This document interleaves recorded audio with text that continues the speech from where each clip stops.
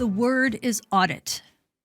Audit, audit, audit, audit, audit, audit. How many times have you heard me say audit? Check yourself.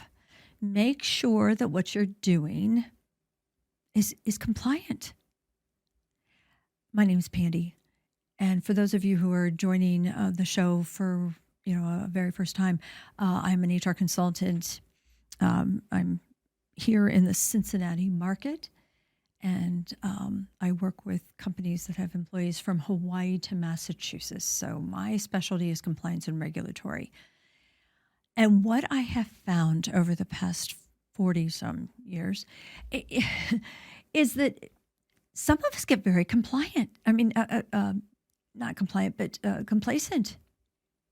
Some of us just get so comfortable with doing the same thing over and over and over again that we fail to remember that maybe we've made some shortcuts. Maybe we aren't quite as thorough as we used to be or should be. I mean, if you're in HR, you know that things are changing at the speed of light. They have since about 2006. It's just been an absolute whirlwind of things that have just, I have a job. I'm very safe. Let me just say that. But here's the deal. A great portion of what I do is help organizations through audits. And any labor law attorney that you talk to is going to offer you that service. You're really good. Now, I'm talking about your veteran HR consultants. And when I mean veteran, I mean you should not be working with an HR consultant that's got less than 15 years experience. And I will look any HR consultant straight in the eye and tell them that. You aren't a real consultant until you've been around and lived through the business ups and downs that we have experienced. And that's what's really sad, is that we've got individuals who don't understand the appreciation of experience. But audits have taught all of us that even with experience, you got to do things correctly. And a second pair of eyes on what you're doing is not something to be afraid of. And probably the easiest way to do this, to say this, is, look, how many of you have CFOs or controllers that have to go through bank audits? You have an outside group, a third party coming in and reviewing your finances. Well, HR's no less important. So what I thought we'd do is just kind of go over what I call the fundamental audit, just the very basics of what you should be looking at. And I'm talking about any size company. We're not talking about deep stuff. I'm talking about the foundation for a company with 2 employees, 50 employees, 100 employees, the basic stuff. And that starts with your personnel files. If you don't have personnel files, then you're already out of compliant. The Department of Labor requires that every organization that employs just even one person have and maintain 12 different pieces of information on that individual. Now, what's interesting, and we've talked about this in earlier podcasts, the DOL is not going to tell you that you have to have it in a certain format. They're not going to tell you that you have to collect it in a certain format. But if they ask, if the EEOC, Wage and Hour, OSHA, any of their organizations that are up underneath the Department of Labor, if they ask you for it, you are required to provide it. And many of you do so through a personnel file. But with that, understand, and if you haven't been listening to our podcast, go back to the podcast I did it quite a while ago, earlier in the year, I believe here in 2023, that we talk about the 5 different files you can have on every employee. The one we're talking about right now is the personnel file. And the reason I'm saying this is because not everything, not all the information that you collect or that you have on an employee can go in a personnel file. So your audit is actually focused on, number one, do you have it? Do you have the basic information that the Department of Labor requires? But are you also adding prohibited information in that personnel file? And if you are, that needs to be pulled. That needs to be kept in another place for another reason, maybe even another entity, another organization, another division of the Department of Labor or someone else. But personnel files is where I start. What are you collecting? And then within that conversation, a good labor law attorney or an experienced consultant is going to be able to look at what you're using in that personnel file. And they're going to be able to tell you, hey, this form is not compliant, or the way you're gathering this information is not legal. Or do you have Social Security numbers in the wrong area? I remember distinctly looking at a client here this past year, and she was collecting, she actually had a form that one of the previous managers had collected on everyone, asking them their medical conditions. And I said, well, just for curiosity, why would you need to know their allergies? And she said, oh, because he liked to eat peanuts. And so he wanted to know if anyone else had a peanut allergy. I said, oh, okay, I can see why he thought that was justified. But the dilemma was he wasn't just stopping there, because if somebody's going to report, if you're going to ask allergies, you're not specifically asking, are you allergic to peanuts? He was getting all of their allergies, which might include allergies of medications. But the point was, it was a question you can't ask and keep in personnel files. It's that you just don't ask that kind of stuff. And a good labor law attorney, an experienced HR consultant, will help you with that. They'll also be able to help you understand what you're missing. What aren't you collecting? Like beneficiaries on life insurance policies, beneficiaries on HSA accounts if you're collecting the paperwork. Things that are relevant and important, but that can slip between the cracks. Second, what about your handbook? Now, some of you are going to say, well, I don't even have a handbook. Well, and that's okay. There is no federal or state law requiring that you have an employee handbook. But if you do, when was the last time you had someone take a look at that? In my fundamental audit, that is top on the priority list. Because what we want to do is make sure that you've got core, and I mean core, employee policies, the non-negotiables that are somehow wrapped around a law of some sort, either by the EEOC, wage and hour, maybe even just,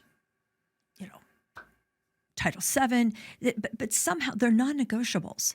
And employees all need to understand that if you're going to operate as a professional, substantial business, hey, I have to abide by these laws, so you need to be aware that I don't tolerate harassment. I provide equal employment to all. I employ everyone by at will. There are core policies, and having your handbook reviewed at least once every 2 years. I say every year, but have it looked over. That's definitely a part of a fundamental HR audit. Then we can go, number 3, let's slide over to your I-9s. I had an organization email me the other day and say, hey, what if we don't have I-9s on everybody? Can we just skip it? An audit will help you understand how to handle these kind of questions and make sure that you have everything. Because remember, I-9s are overseen by Homeland Security. The Department of Labor has nothing to do with them. And how we maintain, retain, even obtain I-9s is very different and very specific. I-9s are important. They're in your fundamental audit, so that's your number 3. Of course, I can't avoid this, but I had in my fundamental audit your labor law posters. And why is this important? Because not only do the employees on site have to have access to your posters, but what about all your remote workers? If you have out-of-state employees, those out-of-state employees have to have access to their state labor law posters. They need to be aware of the labor laws in that state and the policies by which they get to fall under. Remember, California and New York, Illinois, they are so different than a state like Ohio or Arizona or, Wyoming, Utah. They are so different. But you have to communicate that stuff. So putting a second pair of eyes on that. Are you compliant in your labor law posters? And then, of course, Number 5, wage and hour. I always go down in a fundamental audit and review, are you properly classifying your employees? Again, this is one that you don't want to cut corners on. Talk to your labor law attorney. They will help you understand the new criteria by which to compare and classify 1099s or W-2, and the up-and-coming new language and the new threshold in classifying individuals exempt and non-exempt.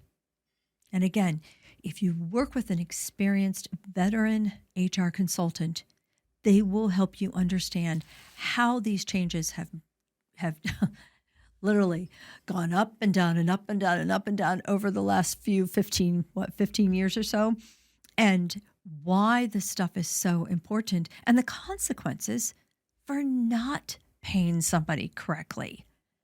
The war stories that a veteran labor law attorney or a veteran HR consultant can tell you in regards to the mistakes that others have made. And this is what we're trying to prevent you from doing. We want you to understand that sometimes we get a little overconfident. Sometimes we've got supervisors who absolutely insist that somebody's a 1099, when in fact, they are without a doubt a W-2, and that puts your business at a huge risk. But then to wrap up this audit, this fundamental audit, if the company offers employee benefits, and I'm talking about medical, dental, vision, if you're offering medical benefits to your employees, you are obligated under federal law to also notify them of particular programs available to them by the government. These are called annual notifications. Your broker should be helping you with this, but it's your responsibility no matter what. So if your broker hasn't been including this in the information communicated to your employees, you can be held liable. And I always go through with my clients and say, look, be aware that this program exists, this is the documentation, and this all has to be given to your employees every year. I traditionally encourage them to do it at open enrollment so that if they don't find a plan affordable, they understand that these other plans are available to them and how to acquire them. It's not rocket science, guys. It really, really is not rocket science. But a fundamental audit can literally keep you so far away from trouble. And this is not, it doesn't take long to do this. I always tell my clients the most difficult part about this, that entire audit that I just went through, the most difficult part of it, I don't care how many employees you have, is going to be the handbook and you guys approving my recommendations and suggestions. So why wouldn't you do this? Why wouldn't you just put a second pair of eyes to what you're doing? Hey, what's the worst thing that could happen? The worst thing could happen, you might have to tweak a couple things. And the best thing that could happen is that you get things completely caught up and cleaned up, or your consultant looks at you and says, oh my gosh, you've done such a great job. We don't need to change a thing. And if you've been listening to the human resource, That may be you. And for your sake, I hope it is. Thanks for listening. And go get your audit.